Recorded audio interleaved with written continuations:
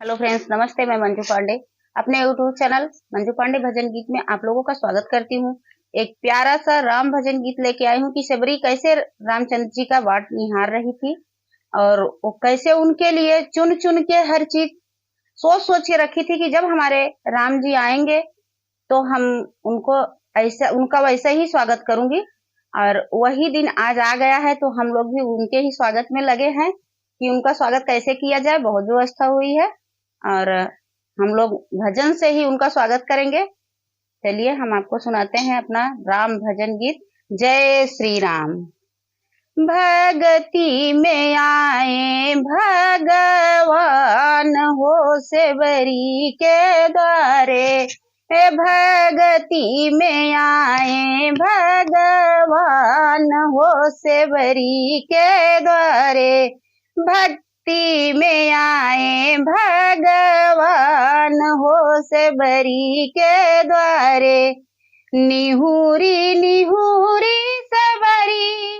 राहिया बटोराई, निहुरी निहुरी सबरी राहिया बटोराई, जहाँ पे उतराई भगवान हो सेवरी के द्वारे,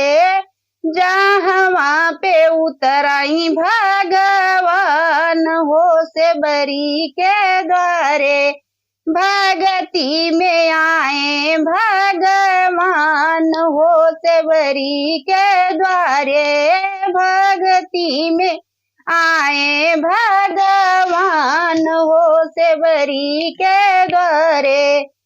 फूलवा ही चुनी चुनी सेवरी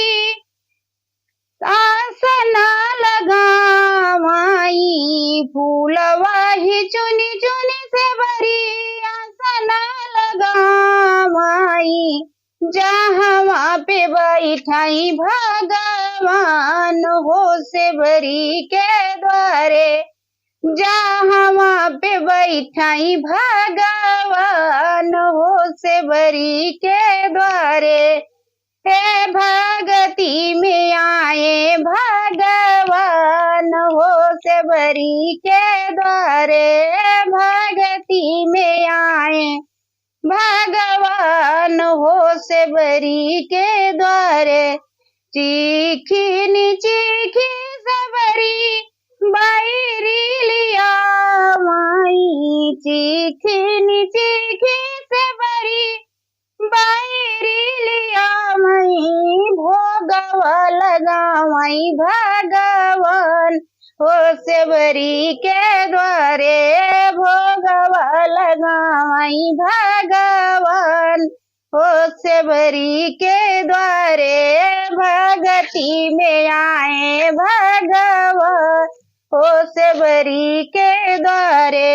भगति में आए भगवान हो सेवरी के द्वारे,